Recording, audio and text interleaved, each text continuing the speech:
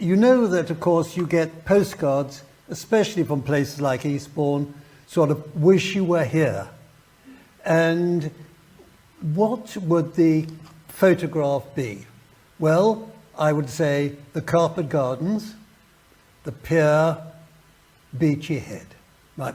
But also, especially between about 1910 and 1930, there were a large number of cards which were mass-produced and then overprinted with the town they were going to be sent from.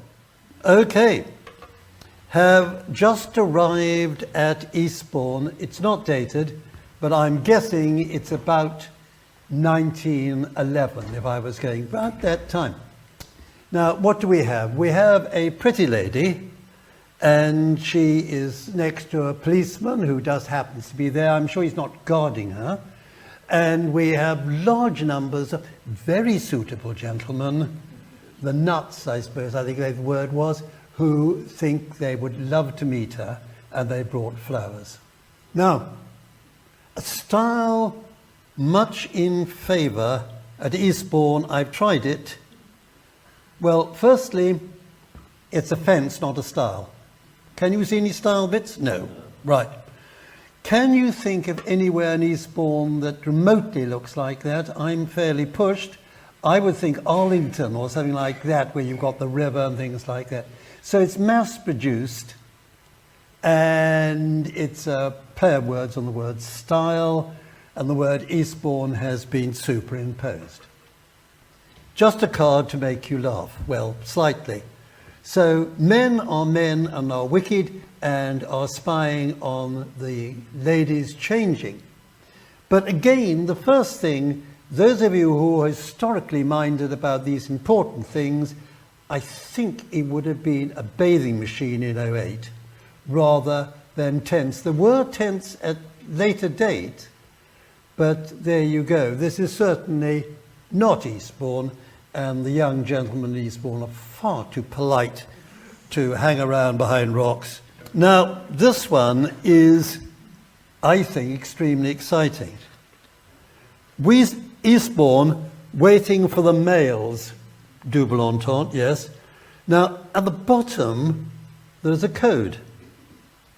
And it's sent from Bexhill-on-Sea, May 1913, to Bremen in Germany, to Master Hermann Hendrik, and bear with me.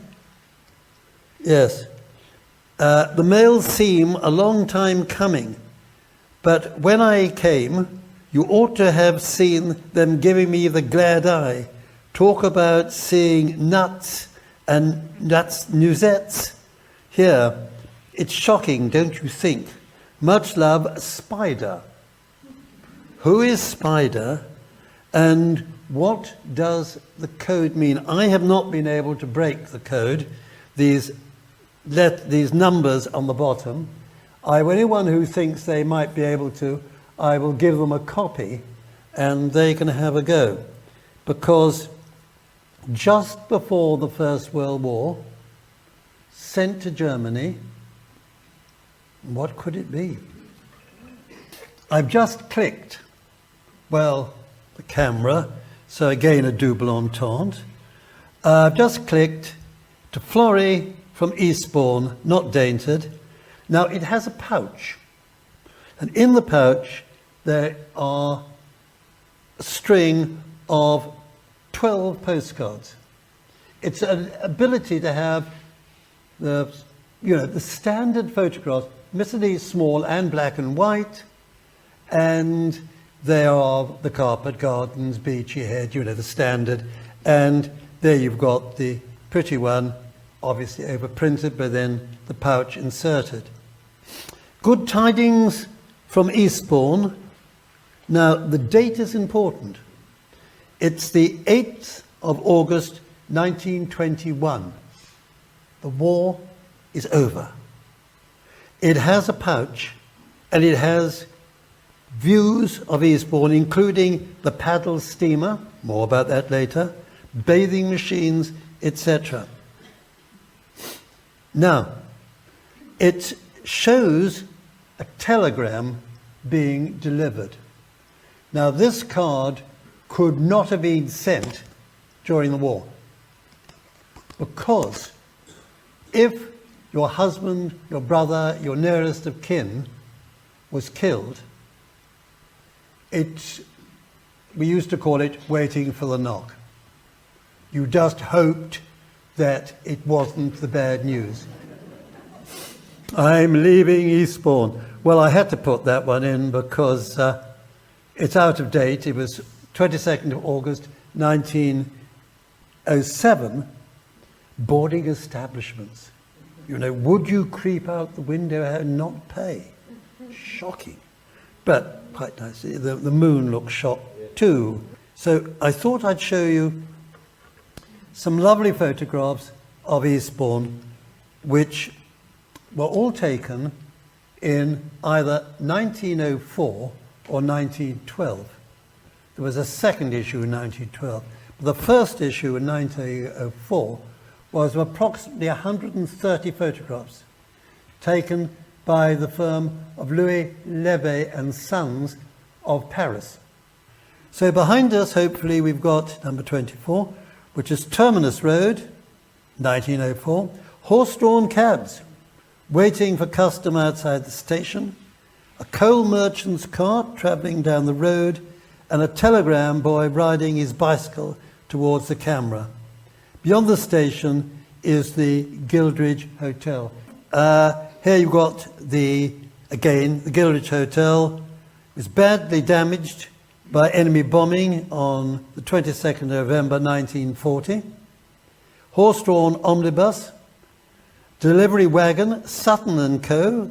carriers, gas lamps in the foreground.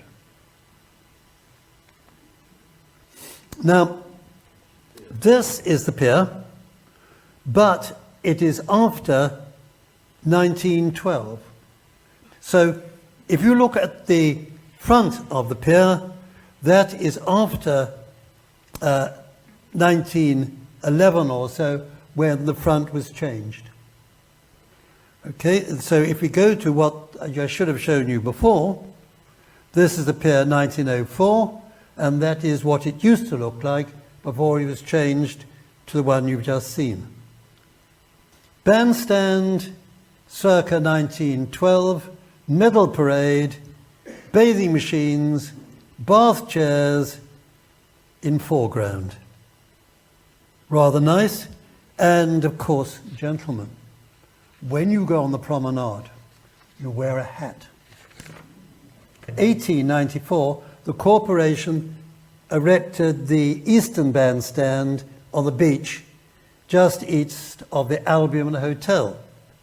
In 1922, it was removed to the Redoubt Gardens and is what is called a bird cage, well, you can see, and there were at least 2 bird cage bandstands before the one that we have now.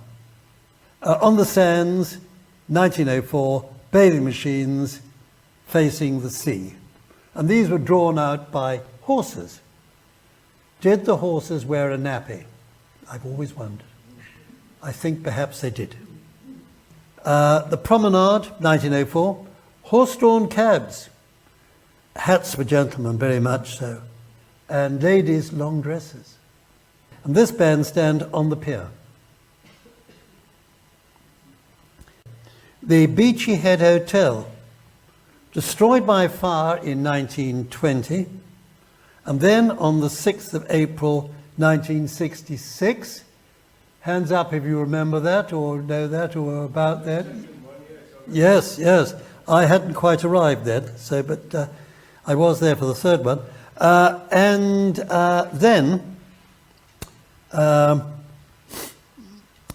on the 20th December 1994. Yes, 36 Berlin Cab Hotel, poster used 1905. When the photo of the hotel was taken, there was a 9-hole golf course. Right, now, I'm going to whistle through the last 10 or so because I'm looking at the time. 37, East Dean, the Village Green, and the Tiger Inn, and there's an X there, Our House. You'll most likely work out who owned it. And it's circa 1908. And notice there's no war memorial. East Dean Church, 30th of January, 1914. Men in the photograph, I notice, there. And it does look very similar, doesn't it? Friston Church and Windmill, postally used 1904. The sails of the mill blew down in a gale in 1925, but the family called Westelson, yes, lived in the mill cottage for many years, and finally, in the 1940s, the lower part of the building provided a home for the much-loved village post lady, Madeline Lilly, and her mother. That takes us to overprinted, the last card. I don't want to leave Eastbourne. I've seen this overprinted from many places, and it says, thank you.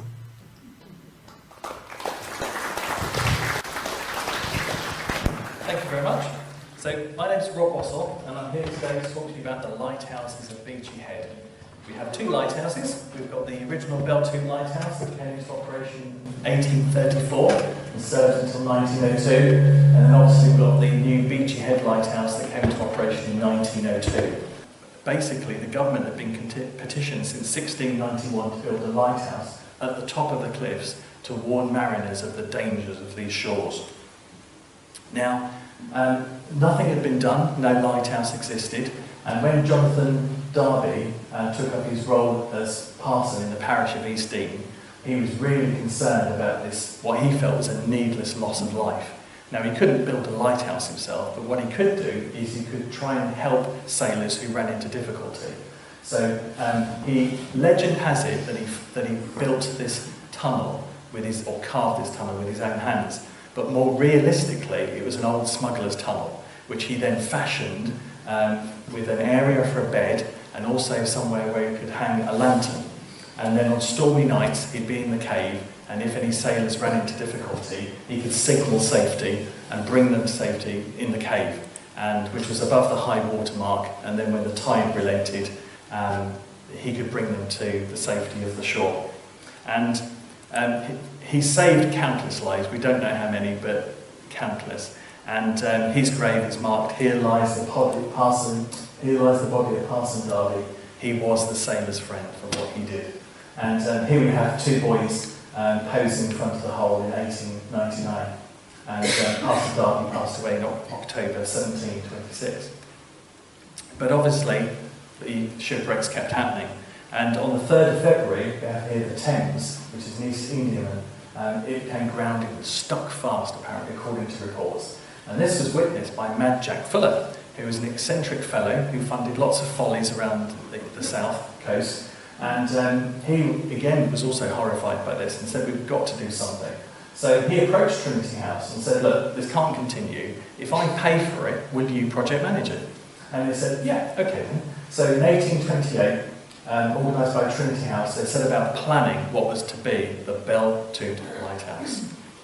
Now, this was designed by William Hallett and James Hallett in 1831, and then they began construction in 1832, and it's constructed out of Aberdeen granite, which was brought down from Scotland, and then to Maidstone, and then by ox teams from there up to Beltune, and it came into operation on the 11th of October 1834. Beltune was powered by 30 individual argan lamps, which are basically individually powered by colza or rapeseed oil, effectively. And each one of these lanterns, it's a reflector, basically, so there's no magnification in front of it, it's just reflectors. But each one of these had to be ignited by hand. And it worked on a revolving clockwork mechanism. And you can see one of the other keepers here, so there were two on duty at that time, and he's revolving the clockwork mechanism. But basically they had to keep the lights burning overnight, and they had to keep the mechanism turning. and the clockwork mechanism required rewinding every 2 hours, and that's why keepers had to be on duty all the time. Basically, there were two particular problems that affected Beltut's efficiency and safety. It eroded and got closer and closer to the lighthouse, so the angle of obscurity became greater, less, and which means that ships could then get closer and closer to danger. Plus the other problem was, because of the constant cliff falls and erosion, the amount of space in front of the lighthouse was being reduced, and even cracks started to form at the tip of the cliff. So Trinity House were really concerned about the safety of their keepers. And there were two significant cliff falls. In 1893, 85,000 tonnes, I mean, some unimaginable fell. And then in 1896, the distance to the cliff edge was 21 metres. So they knew they had to do something, and that was to come up with a new lighthouse that didn't have these same problems. So in 1898, Sir Thomas Matthews, who was the chief designer then for Trinity House, he set about coming up with new plans. Now they knew the cliff top was not the best place, so it had to be on the seabed.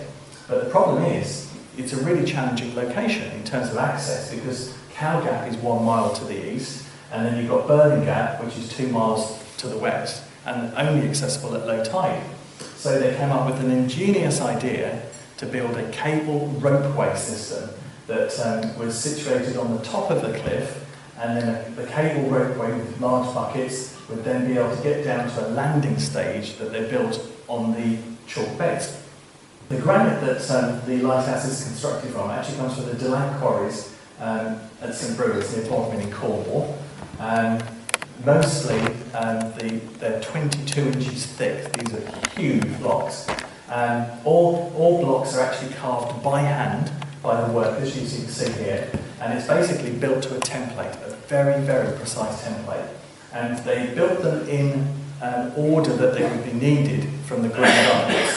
And here you can see that they're actually all numbered, so you've got the level and also the position as well, so they know exactly which block goes where according to that plan, like a big jigsaw.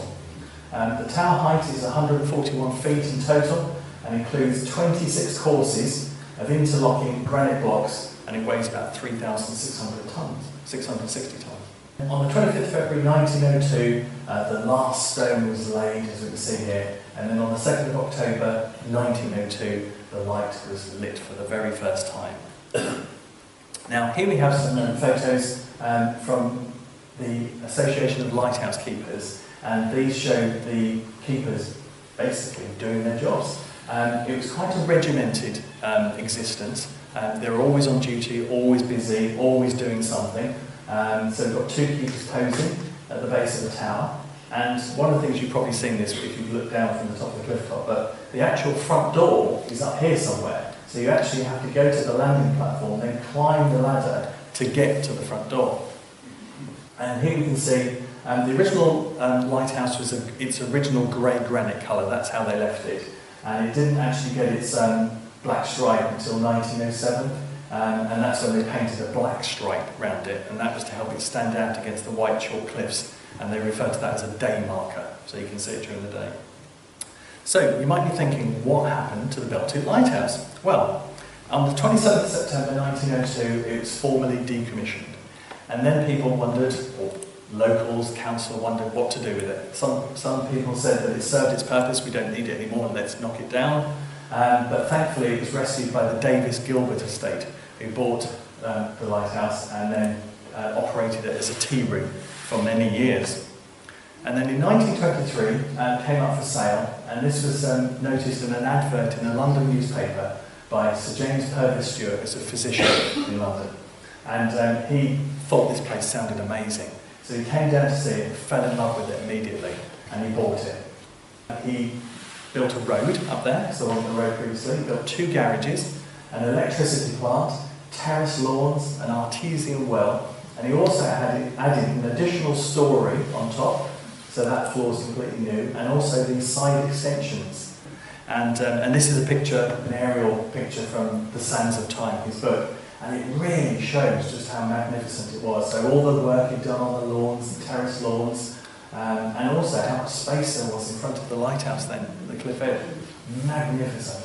But again, obviously during the war years, properties had to be vacated, and it was the same for Sir James. So he went back to London, and the war ran its course. And after the war, he couldn't wait to get home to his beloved Beltune. So you can imagine his surprise when he came home to this.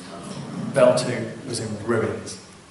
But this wasn't enemy bombs or German gunfire or bombs or anything like that. No, this was the Canadians. And Sir James was devastated, as you can imagine. And he basically campaigned to the War Office to get compensation. And finally he did. He was 78 by the time. And he got £5,000. And then there was obviously talk about what to do with the remains. And then another doctor from London, Dr. Edward Revel Cullinan, in 1955 heard about this ruined lighthouse, and he thought it would be a fantastic project for his family to refurbish and turn into a family home.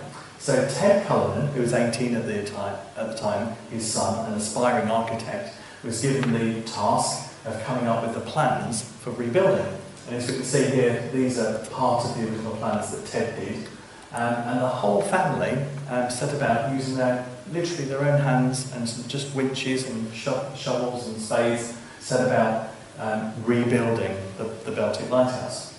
And then in 1996, the Roberts thought this would be a lovely family home, and they bought it. But they also knew that they would need to do something about its close proximity to the cliff edge. So in 1997, they contracted Abbey Pinford, who have a successful record in moving buildings, to come and basically draw up plans to help move the lighthouse. The plan was to basically use 22 computer-controlled jacks to lift Beltune up and then push it backwards from the cliff edge so they would land or be positioned upon a new story. So it had to be level. They couldn't lift it up and put it down. It had to be at the same level. And it started at 9:15 on Wednesday the 17th of March 1999.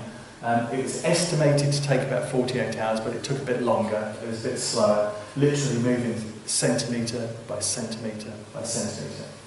In June 2008, the news came out that David and Barbara were going to turn it into a bed and breakfast. And then in 2008, they finally started the initial stages of construction. And that basically involved stripping everything away. Everything that was rotten, everything that was corroded, strip it away. And then finally, in March 2010, Beltune opened its doors for the very first time. Here we can see the themed rooms. And because of all the problems David had, he said he probably wouldn't have done it if he'd known what he was going to encounter.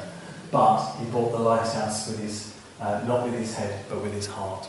And, you know, I think we all owe a great big thanks to David and Barbara for what they've done, because they really have, you know, turned Beltune into a magnificent building once again. And then in 2011, Radio Sussex phoned me up and said, what do you think of Trinity House's plans for not repainting? Afterwards I thought, actually I'm going to do something about this. I'm going to see if I can raise the money. And so that was it. The rest of the money came in, and finally we could proceed. Now, the contract was actually awarded to a company called Sussex Blast Cleaning, and they have experience in dealing with painting of difficult buildings or difficult to breathe. And then finally, on the 10th of October 2013, the finished lighthouse, as we can see before us, it's magnificent new red and white livery. They used a total of 6,000 litres of water for the pressure washer, 2,000 litres of drinking water and washing, 700 litres of paint, which covered approximately 800 square metres of granite and 300 square metres of mixed ironwork, mainly at the top there. And it took a total of 19 work days. And Beltune will be celebrating its birthday this year. It'll be 190 years old on the 11th of October, and the Beachhead Lighthouse will be 122 years old this year. Independent charity. We do not receive any financial benefits from the government or from the NHS. So we were first founded in 1989 as the Kent Air Ambulance. And in those days we only looked after Kent.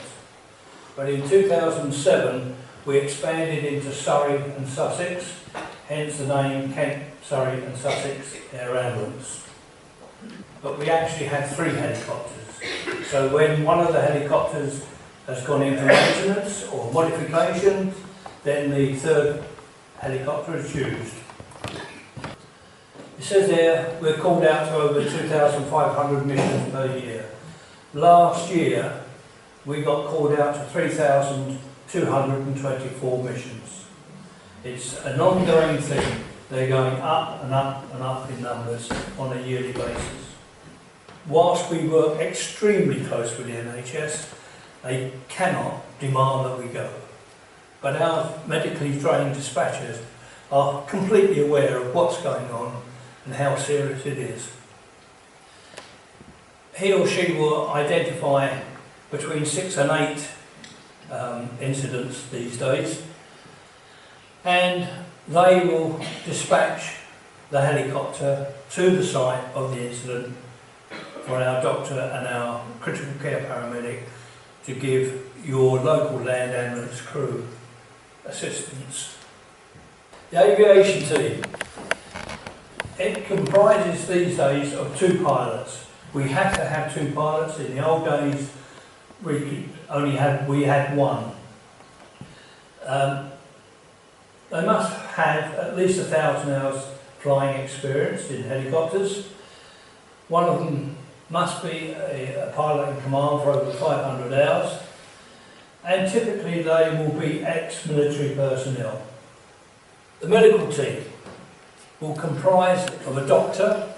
Now that doctor won't be Dr. Smith or Dr. Jones from just down the road. He or she will be a senior registrar or a senior consultant, somebody that is used to dealing with major traumas from one of the major hospitals. We don't have to advertise for either a doctor or a paramedic. We have a waiting list, so it's not a problem.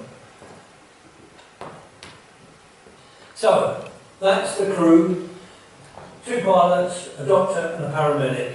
And again, in the background you can see parts of the hangar at Red Hill Airport. So it gives you an idea of the size of the hangar that we have there. Training is an ongoing thing. We are constantly training, practicing, rehearsing mock-up incidents, and of course there's new medical equipment that comes out quite regularly. Our medical director will look at this piece of equipment, and if he decides that yes, that will be of benefit to us, then we have to train how to use this new piece of equipment. That's our helicopter. That's an Augustus Western 169 helicopter. It can fly, in comparison with the previous helicopter, it can fly higher, it can fly faster, it has a bigger fuel capacity, and it's so good that we can go to an incident, take a patient to a hospital, and then he can go straight off to another call out, should there be one, in the knowledge that he's got enough fuel to do it. That's the inside of the helicopter. This helicopter has sliding doors either side. You can see the size of the door, that's either side. Base is on the turntable system, turns through 90 degrees, and the stretcher comes out on telescopic arms. So it's a lot quicker, especially when you're putting the patient in. You put the stretcher on the telescopic arms, into the helicopter, turn it through 90 degrees, lock it down, ready to go. These doctors that we carry are used to dealing with this sort of incident, not open heart surgery, but major incidents on a constant basis. But of course in a hospital, they've got all the equipment and all the teams around them. When you're out at an incident, you don't have the same facilities available. This map shows you that you're never, ever more than 25 minutes flying time from a major trauma hospital. These are the major trauma centres that we go to. King's College in London, St George's Hospital at Tooting, Southampton General Hospital opposite Southampton, and the Royal Sussex County Hospital in Brighton. Many hospitals in that area, William Harvey, the Royal Sussex, Surrey Hospital. There's lots of hospitals that we can go to, but normally we only go out to what is classed as major trauma. That's just a timeline of some of the things that have occurred to us. In 2005, we were the first air ambulance to carry a doctor on board. In 2007, as I said earlier on, we expanded into Surrey and Sussex. In 2013, we were the first air ambulance to carry blood on board.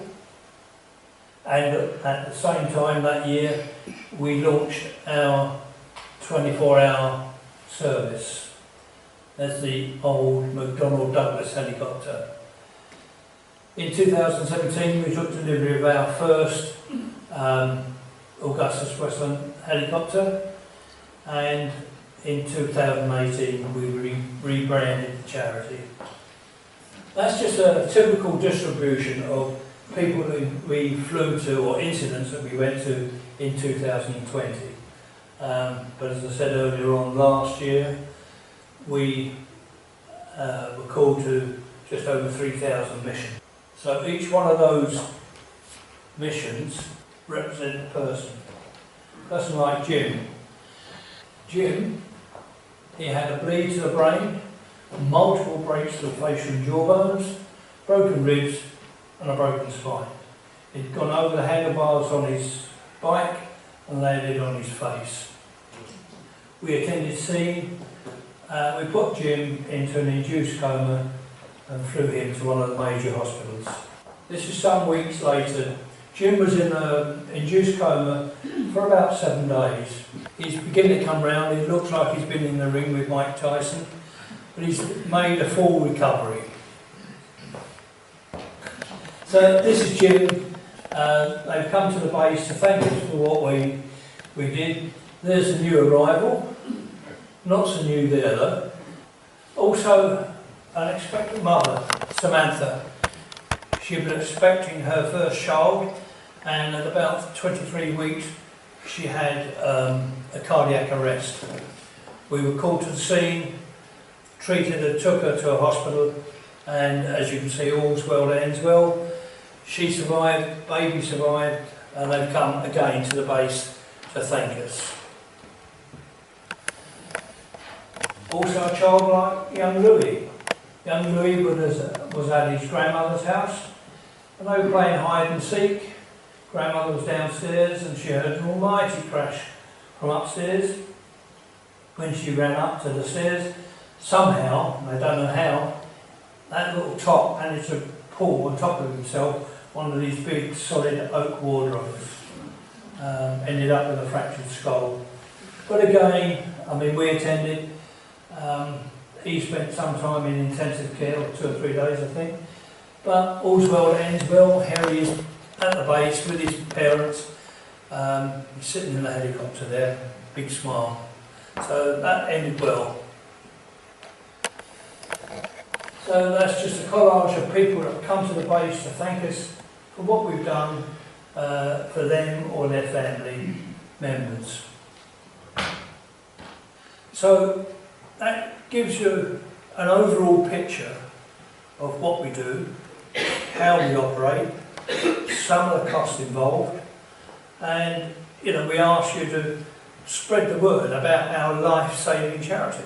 And there's no doubt about it, we are a life-saving charity. As are all the other air ambulances around the country. They're all individual charities. We work closely with each other. If we find a method of doing something, we will pass it on to the other air ambulances, and likewise they to us. But I will emphasise we are all charities. Really, the focus of this talk is not to do directly with war, it's to do with the largely unsung heroes who pick up the pieces after we've done all this damage. So it's really about the people who have gone beyond the call, the nursing profession as it got formed in the middle of the 19th century. And there is a particular focus, as you've obviously gathered, on the voluntary aid detachment. A group of gals who've almost been completely whitewashed from history. And you will find out why that is so during the course of this talk, because there's a very good reason for it. As we got to 1910, both the military and indeed by then the Red Cross knew that in the event of a major conflict, they weren't going to have enough nurses. So they did an extraordinary thing which you could never see happening today. They advertised for volunteers. They literally advertised for volunteers. Would you like to be a volunteer nurse? No pay. Just come and be a volunteer nurse. Help us with anything, cooking, washing, anything you like. Well, if you imagine that back then there were no benefits, there was no unemployment, there were no pensions, nothing like that, who on earth could afford to give up their time for nothing in order to support a nursing effort? I mean, certainly not your average mum. So it's perhaps not surprising that the people who actually saw this ad and thought, that sounds like a jolly jape, were the upper class, the Shire girls, the vicar's daughters. And they saw it as a tremendous giggle. Off to Harrods. Regular customers, of course. Daddy's daughters, Daddy's account. The shop girls couldn't believe what we wanted to buy. No, not something for the season. Striped flannelette, please. Aprons, cuffs, collars, studs, great coats, no more than 6 inches off the ground. Replacing our perfume with lavish sprinklings of carbolic and ether, so we would smell like real nurses. Oh! We didn't make that up. That's what they did. It was an extension of the drawing room charade to be able to put a uniform on for half a day, go down and help at the local auxiliary hospital, and I'll come to those in a moment, and be back home in time for tea served to you by your servants. It was a wonderful idea. So they did. They even sprayed themselves with carbolic and ether so that they would smell like real nurses. And you start to begin to see why these people were resented by the professional nurses. Despite the fact we knew we needed those extra bodies, as soon as that uniform went on, they became a nurse. They couldn't even boil an egg, these people. So, from 3 little maids to 3 little nurses. And this is when the cold bucket of water of reality really descended on them and they realised that it wasn't such a jolly jape after all. You're here because policy, that term invented by those in charge, dictates that we need more numbers. I don't agree with it myself. Shoving idiot girls who've never done a day's work into a profession it took me years to qualify for is an insult. You'll therefore know your place. You're not a nurse, you're a VAD, an assistant's assistant. If anyone calls you nurse, you are to correct them. And if anyone calls you sister, a term delirious men use indiscriminately because they don't know any better, you are to report the matter to me. Now, you'll want to know what your tasks are. This is officially listed, but it's quite easy to work out in your case. Take a look at what your servants back at home do for you. They clean, they scrub, they wash up, they light fires, they generally run around doing the bidding of their superiors. Well, there you have it. And I suppose some good may come of it. Experiencing how the other half lives may help to change your views. You come from a class that hate the idea of women getting the vote, despite the fact that you're a woman yourself. That's because you see what it means, the destruction of your class and all that it stands for. Anyway, I've given you quite enough of my valuable time if you really want to help the war effort. There's a bucket and mop in that cupboard. Start with the ground floor. So you get the picture of this tension between the professional class and between these, well, really, rank amateurs. But I have to tell you, it was never resolved. It did not go the way that you might think. so many of them stuck to it. And as they did so, of course, as they stood there holding the kidney dishes through an operation, as they watched dressings being removed and redressed, so they learned how to do it. Well, as the war intensified, the call went out one day, we need volunteers to go abroad, to the front. Well, of course, this was even more exciting. They'd already had a bloody good time over here. Now the idea of effectively doing the European tour for nothing was incredibly exciting. I'd be getting on a boat train and going up, everything else. So a lot of them volunteered to go abroad.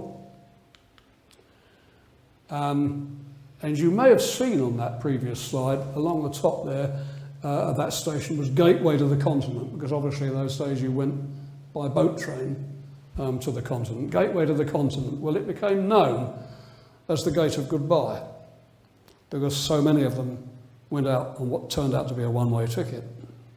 In one of the journals that I was reading, there had been a nurse about to get on a hospital train and a wounded Tommy being loaded off. And he looked up at her as he got loaded off and he said, God help you if you're going to France, it's hell. Amputated limbs piled up everywhere. Dear Ma and Pa, I hope this letter reaches you. Everything is censored here, especially correspondence home. So I'm taking a risk in smuggling it out in a returning soldier's plaster cast. He's promised to post it to you on his return. One of the regular nurses, who has been very kind and befriended me, introduced me to this, and quite a lot of them do it on a regular basis, but please don't tell anyone else about it, we'd all get shot. And please don't think I'm exaggerating. Everything here is different beyond anyone's imagination. My biggest shock was how primitive it all is. Things just happen impromptu. A bit like the charades we used to play, except there's nothing very funny about it. It's like a theatre where the scenery keeps being dismantled, or blown up if you will, and rebuilt by the survivors. Home comforts are a distant memory. It's dreadfully cold. In any of the cases we have to deal with are of acute frostbite from the trenches. What with that and the little worms that come to plague us at night, I'm in a world I didn't even know existed. How coddled and protected we were back in England. I intend to stick it out, though. We're the only comfort for these dreadfully wounded men. I am missing you awfully, and pray you are both well. So now you know how they got their letters home. They smuggle them out in returning soldiers' plaster casts. I am rapidly learning medical terms. I now know what a subclavian artery is. An orderly told me as we desperately tried to save one of our nurses. Her subclavian artery had been severed by a bursting shell, and she bled to death in front of us within minutes. It was horrible. But I've already learned not to cry. We see worse than this on a daily basis. Instead, it all makes you very, very tired. Often we just collapse on the floor to sleep for a short while. Then we're up, and so it goes on with no sign of any respite. Machine guns are jolly active here at nights. If you study that later letter home carefully, you will see the change that has occurred. She's become inured to it. I've already learned not to cry.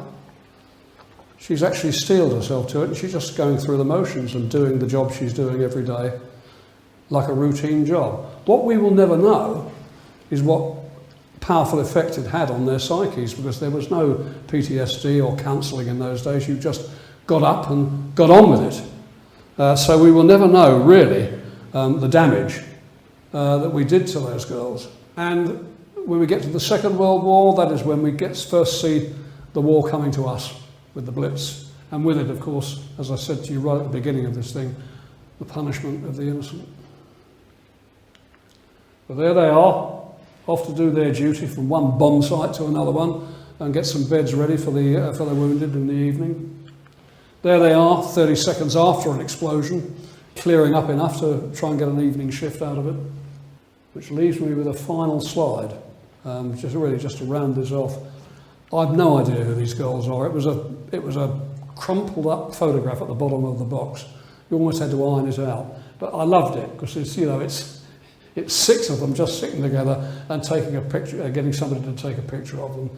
We have no idea, I mean, it might be nothing. We have no idea whether we are here today because of the actions of what they might have done out there. We don't know. It's too far removed to know. But what we do know is that they gave it all for nothing. So we believe it's time to thank them. Now, the way that we thank them is to collect money from audiences like you. So thank you very much for listening. I hope you enjoyed it. Thank you.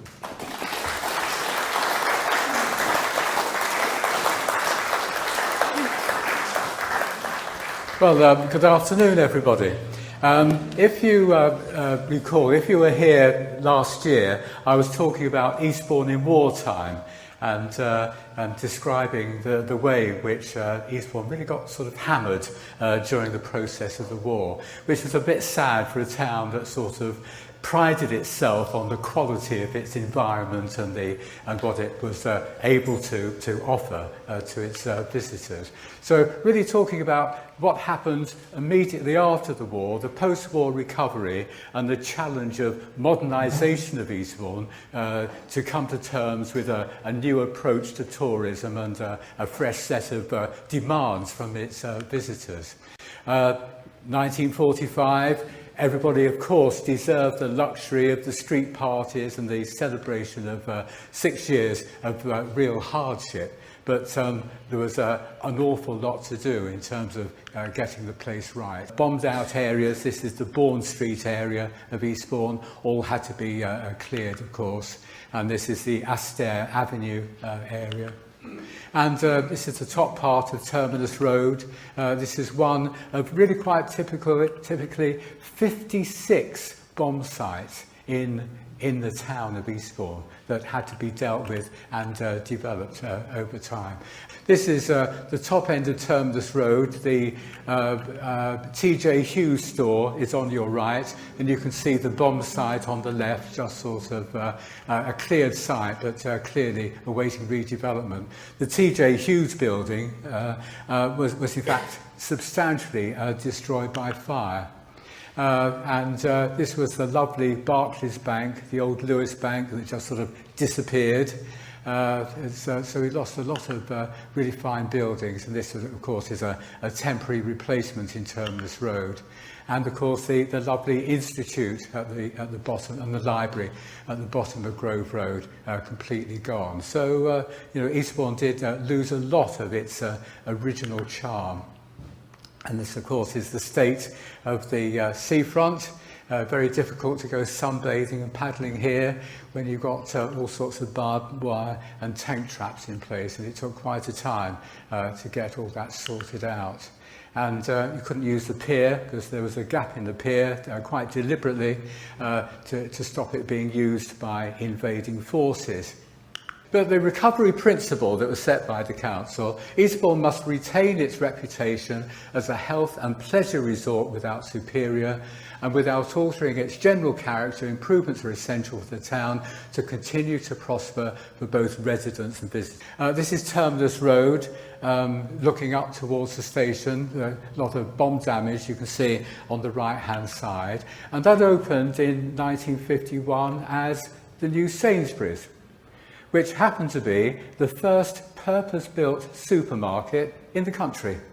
Housing, we talked about the number of houses that have been lost, and there's a major effort immediately, really, after the war finished, to start dealing with not only the houses that were lost, but the population that was sort of coming back into Eastbourne after the war because a lot had left. And also to deal with the bulge, the baby boom. And these were first prefabs in Eastbourne built at Hampden Park. Rebuilding did start. That lovely institute at the bottom of Grove Road was replaced by this about 1963. So getting match fit for the new age of tourism. They started to concentrate on the conference industry, and I've talked about the sun and fun. And this is early 1960s. This is sort of the new look guide to Eastbourne. This is the Pier Ballroom. that became the amusement arcade. This is the Redoubt Music Gardens.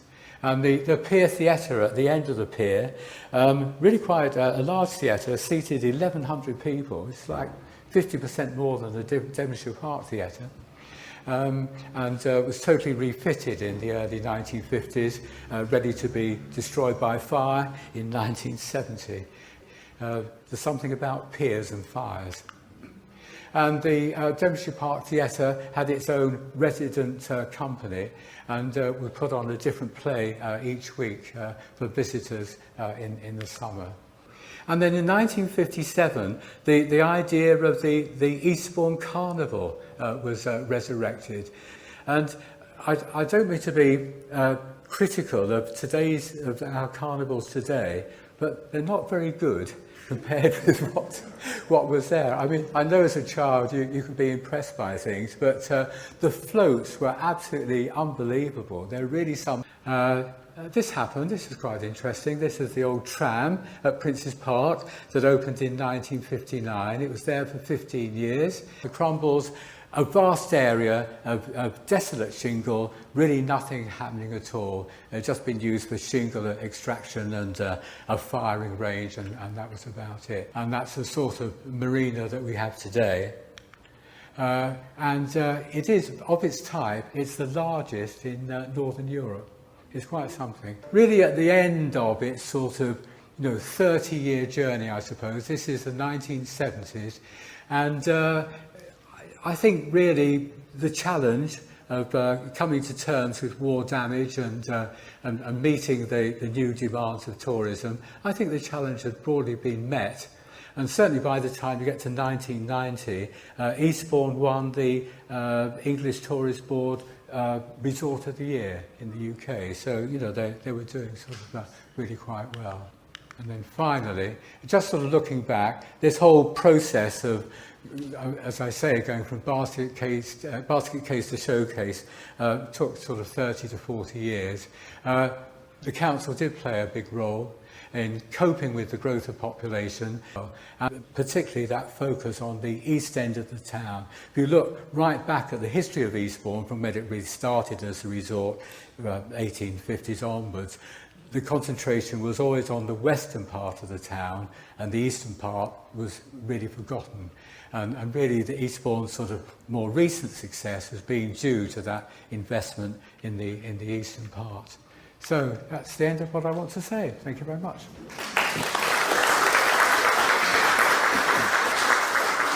Thank you very much. Right. The 11th, 12th and 13th Battalions of the Royal Sussex. Now, just as a little bit of background before we start on the battalions themselves, you all know 4th of August 1914, war was declared. And the British Expeditionary Force deploys to France. And there is a picture of the Royal Sussex leaving their barracks in Chichester, going down to the station to deploy. And the mere fact that we actually did this was a huge tribute to Lord Haldane. He was the War Minister at the time, and the British Army performed very poorly in the Boer War, and he reorganised it. So in 1906, he started work, and he created a British General Staff along German lines. He actually brought what was all the old volunteers and militia into the territorial force, and they were there then to actually reinforce the regular army in time of need. And one of the things that Lord Haldane did on day one of the war, he actually wrote a letter to the Prime Minister stating that this is going to be a long war, and I recommend that you keep a third of the BEF back to train the civilian army that is going to be needed to win this war. And you're going to need to put the country on a war footing. Sadly, Haldane was sacked on day one, and here is mistake number 2. They brought this man in. Anybody recognise him? Kitchener, okay? Complete buffoon, okay? He overruled Haldane, and him and Sir John French, who was in command of the BEF, said, no, this will all be over by Christmas. We don't need to keep anybody back to train a citizen army. Of course, it all went wrong, and he made his great appeal for volunteers with this, and this is the other myth of the First World War. That very famous poster was very rarely used in the First World War. Only became iconic after the First World War. What you would have actually seen when this appeal went out would have been that. Because Kitchener completely ignored the whole of the war book battalion. But the first of our service battalions was the 7th Battalion. And they were actually based initially on Chichester, which was our depot, and then they went up to Colchester before they actually deployed to France.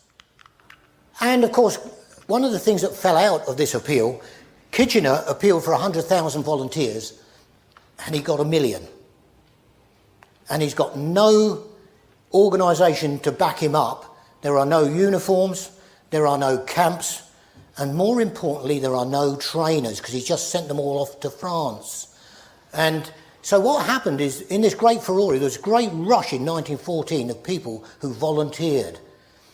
And they all came from local areas, and they were called the local, the Powell's battalions. You've all heard of them, you've all seen them on the TV, the Worthington and the Accrington Powells.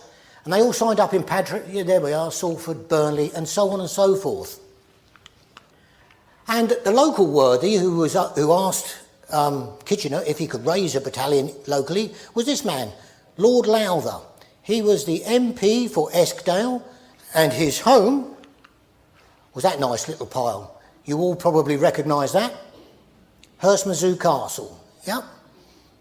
And he actually went out and he recruited not only enough men for 1 battalion, but he actually recruited enough men for 3 battalions. There we've got a picture of them taken from our archive.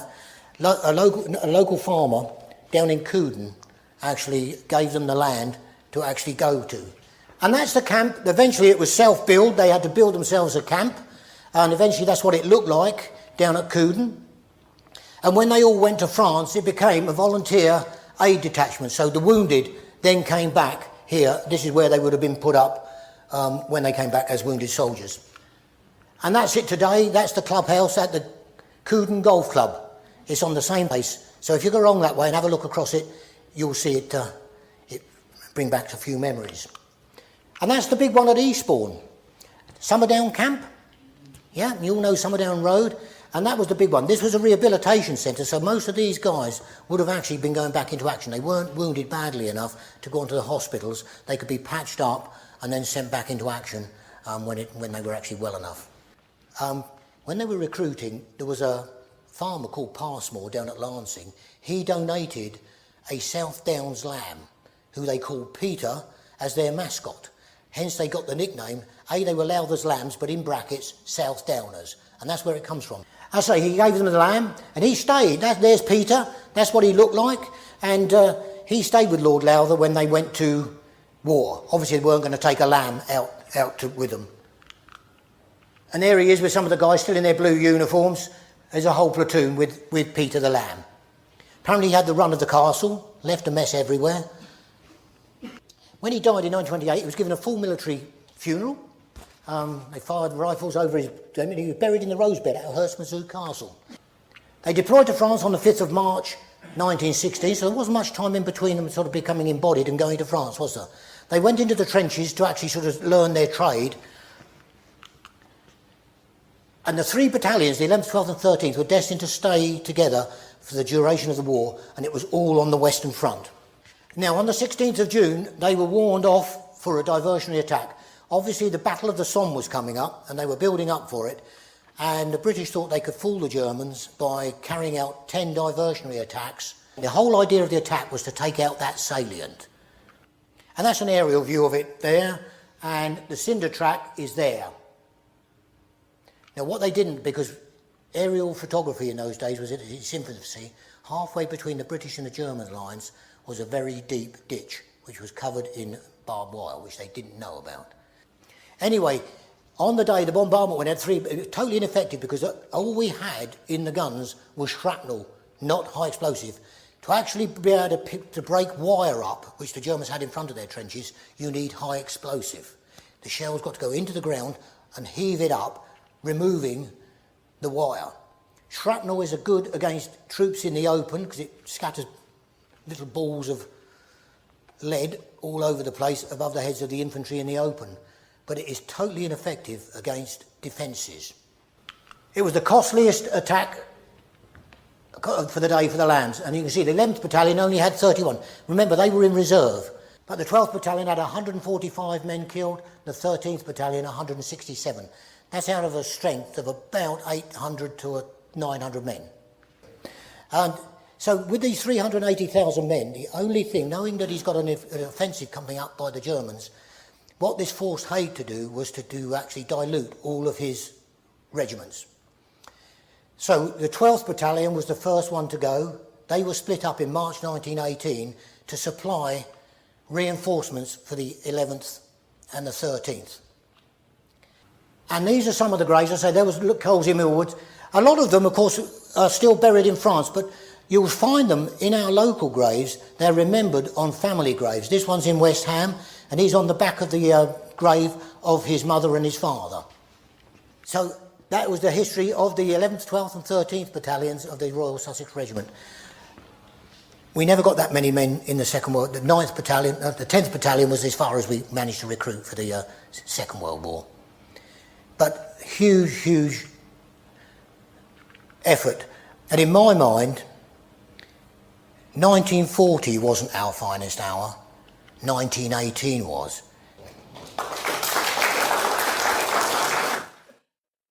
Remember, I did similar talks to this very long time ago with an old-fashioned projector. We're going up down by the manor, not where it goes out to the sea at Burling Gap, but you'll see a lot of these pictures were taken in 1960s by Mrs. Hughes, who was at that time the chairman of the parish council. There is Beltoot, and it's got the top put back on, so this would have been before it was moved in about the 80s, but after the Loves and Lives of She-Devil was there. The BBC paid to put the lantern on the top at that point, after they'd blown one up for the film. We're now going down towards Crowlink. This was, again, I think in the 80s when the roof was redone. That's the old farmhouse. And if you go further down this valley, I think that's a better one of the Crowlink farmhouse, and the old granary, which is now a property. It wasn't much of one at that time.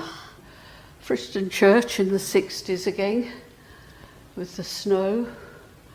The pond has been there for we don't know how many years. It's the first pond that was ever an ancient monument. And there's a lovely story goes by with a lady that used to live in the village. And when her parents when the windmill had blown down in 1926, and her parents used to go to Polgate to have the corn milled. On the way back, they would always stop at Jevington at the pub and have a drink. They'd fall back into the cart and the two old horses would take them home. And they'd fall asleep before then. And by the time they got to Friston Pond this night, the horses stopped. They stopped to have a drink. But her father and the labourer tumbled out, ready to put them into the stable, and they fell out into the pond. We've now gone on down to Friston Place. I'm sure some of you have been there for the where they do the Friends of the Hospital and the hospice around the gardens. This again was taken in the 60s, and this is the front with the front door there. That is the well house, and that last time I heard that was still working. You've got a big wheel for the donkey or the pony to go round, and it can bring up the water. And despite the water company taking a lot of the water from the pumping station just behind Friston Place. There's still water in that well, but it is at a fair depth. This is on the East Dean Road. It hasn't altered much, really, in the last few hundred years. And that would have been in the 60s. And again, this would have been in the 60s. The only reason I can tell that, you've got a Southdown bus up there and National Petrol. And that was when it was about 1 and 6pence a gallon. A few of you might know where that is. That is Peak Dean Farm. Originally, when the estate was being built at different times, they wanted to turn that into flats. But I think the condition of the buildings and that didn't have enough foundations, so there wasn't enough. And in the foreground, in this yard, there was a large well, which was about 12 feet across, I'm told. And I don't know how deep, so there must still be water up there. That's after the house was taken down and the barn was still there. And you see 1 or 2 being built up on the top on the ridgeway. And then that is it in the 80s. So how much it had changed by then, Peak Dean Lane. That's looking back at the dipperies. And if you look in that picture, there's only 2 dormers in the dipperies roof. You can see the size of these trees are very small to what they are today. And those were all fir trees, and a lot of those came down in 1987. There's the old picture with the three dormers. But most of the rest hasn't altered a lot, although the tiger isn't very large here. Tiger, you can see that's been enlarged over the years. There's Gore Farmhouse, it's still there then, and the dipperies. There's a closer up. One way on some of the old photographs I tell the ages is that these dormers were only put in the roofs and made 2 stories at later dates. There's a more modern one again.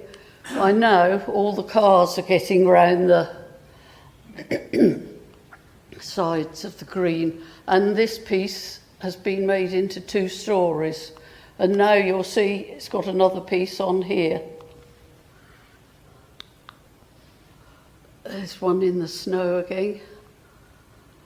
And that's a more recent snow one because we've got 3 dormers up in the dipperies. Looking the other way, again, lots of cars.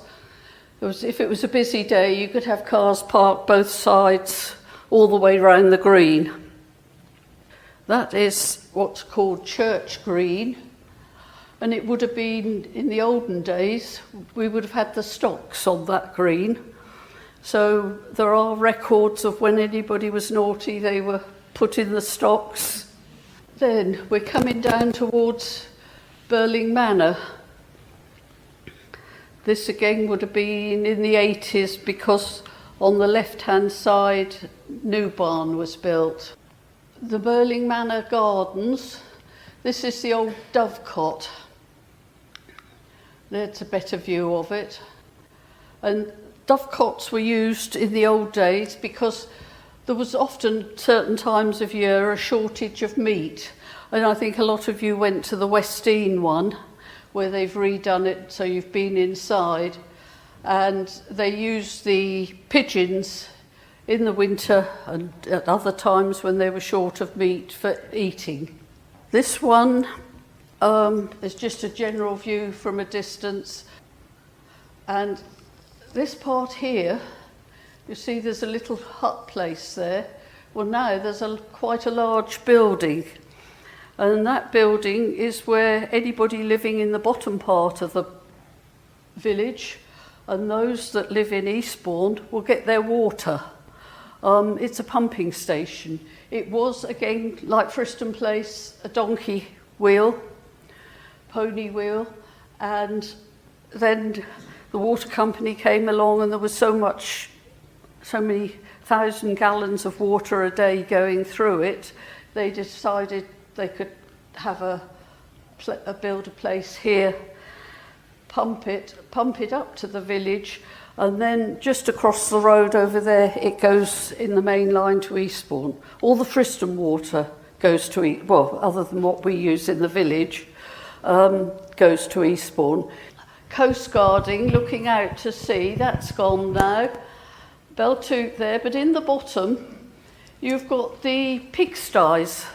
There was a couple had pigs all the way through there, and the area is called the Wish, and we think that's a corruption of Wesk, because Wesk means marsh, and it gets very marshy in the bottom there if it gets wet. Also, in 1987, the local paper headed "Flying Pigs Seen at East Dean," and one of the arks they were in went with a little piglet in it and ended up by halfway cottages going to Eastbourne. The piglet was all right, and so were all the others. I don't think they lost any, but the storm was so strong. And that was at the time they were just building the sewerage works there. So that would have been 76. That's it. But today, to talk about a Sussex farm during the 1950s, it's one particular farm, and I'll explain where that is in a moment or two. Just to introduce myself, that is your speaker, doing some early years research. Some of you would have seen this photograph before, but I'm very proud of that photograph. And look at that background, that wonderful background. Let's say, well, what wonderful scene in the background. It was probably taken in August 1953, I would think, looking at that harvest scene in the background. And one of those scenes, I always think that if corn was growing on that field 500 years ago, it would probably look very similar to what you see there. Because farming for centuries really didn't change at all. It was more about evolution rather than revolution. The countryside and farms changed very, very slowly. I can't go back 500 years and produce a photograph of that, unfortunately. I'd like to be able to do that. But I can go back 60 years. And in 1953, I was stood up, if I can get this to I was stood up on that track just there, and this was the backdrop. And you can see this was taken in 1893, and you can see it's virtually the same as it was all those years later. Oxen still being used on the farm here. I'll tell you what the farm we're going to in a moment or two. It's one particular farm, not very far away from here. Oxen still being used here on the farm, as they were here until about 1908. Very, very gradually, the oxen disappeared, and they were taken over, of course, by the horses. These horses have been selectively bred for decades, very powerful horses. Always reckon that one of those horses had about the same pulling power as 2 oxen, so very, very strong. And you can see how large they are compared to the chap that stood in front of them on the right-hand side there. So this was the scene, as I say, before the Second World War. And the farm I'm going to take you to is just carry on along the A259. I'm sure you all know Bishopstone. So we're going to look at Manor Farm at Bishopstone. It's the only farm in Bishopstone. There's another farm just up the road in Norton, but this is the only farm in Bishopstone.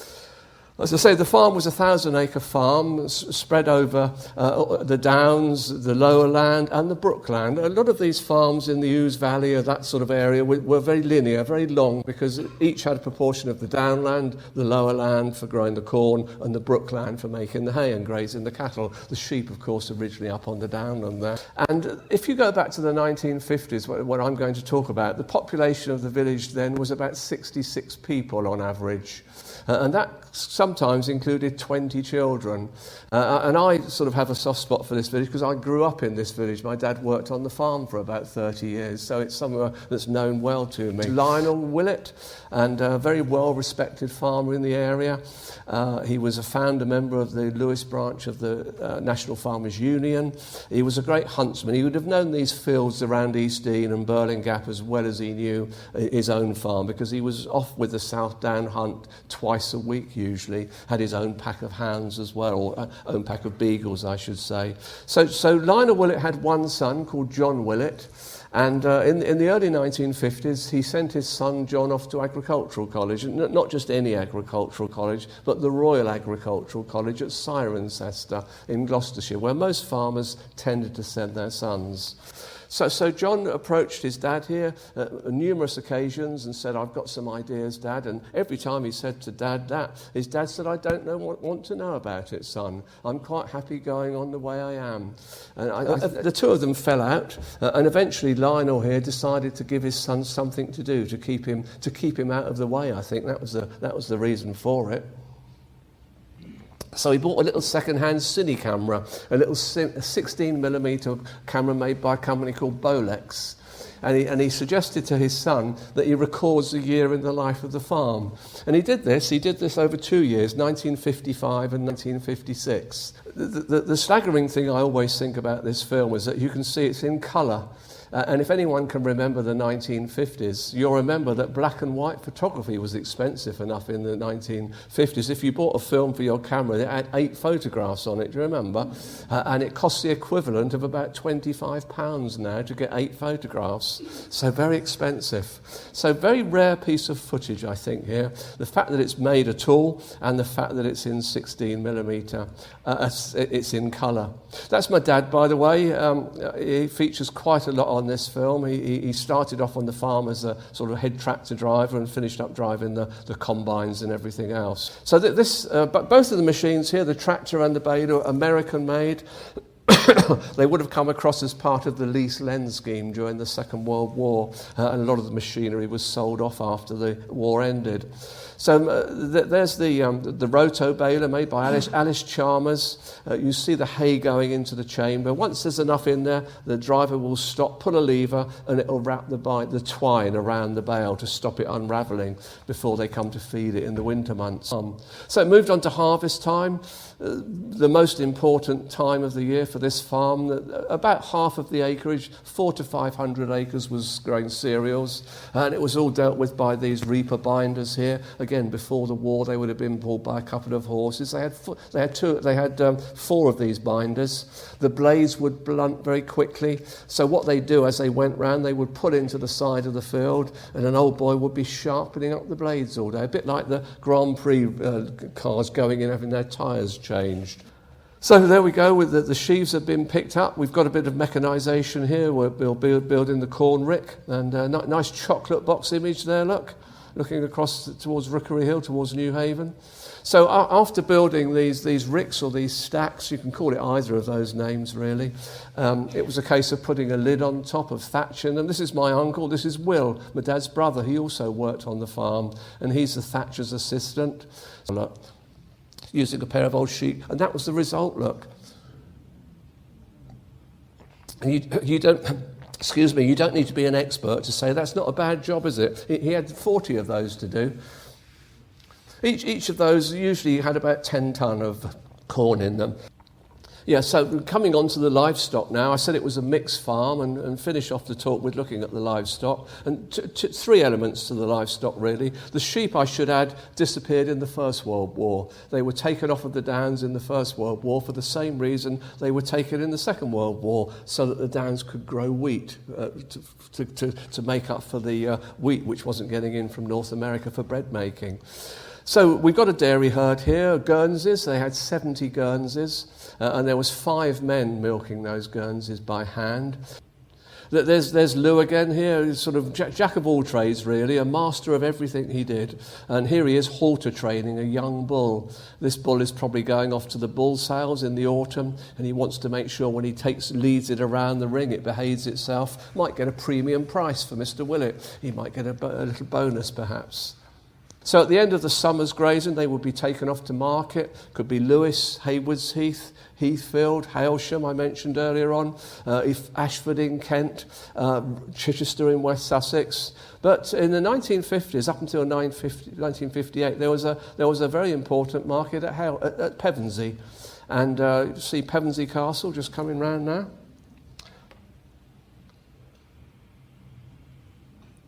So very little distance to take these animals. If you go to Pevensey Castle now, if you drive there, you'll actually park where those animals are lined up. It's the visitors' car park now. And if you get very bored, you look at the ground and you can see all the round marks where those posts used to be, where they're holding the cattle there. So this is coming towards the end now. This is the last job we're going to look at. And this is a job that took place at the end of the winter. This is the one job, I should add, that when our dads came back at night, we didn't have to ask what they'd been doing all day, if you get the gist of that. So this is dung cut or cleaning out the yards. All done by hand. There's no four-loaders, you can see, which they use now to lift it up hydraulically. And tough work. If you ever had a load of that for your garden or allotment, you know how heavy it is to shift. It's absolutely dense stuff. So there's the famous dung spreader, that one machine you never walk behind on a farm, as you will all know. So there's my dad doing some more ploughing again. And there's John Willett, who made what I think is a remarkable film. As I say, there's not many films like that about. So there it is. That brings you up to date. I could go on a lot longer, but I think if you don't know the place, go and have a walk around. It's a fascinating place to look. The church has just recently been opened every day between about 10 and 3. A lot of these old churches are closed for reasons we know about, but they've just started opening it again. So you can walk around the churchyard and you can see the graves of the people that we've mentioned here. So there it is, and thank you for listening.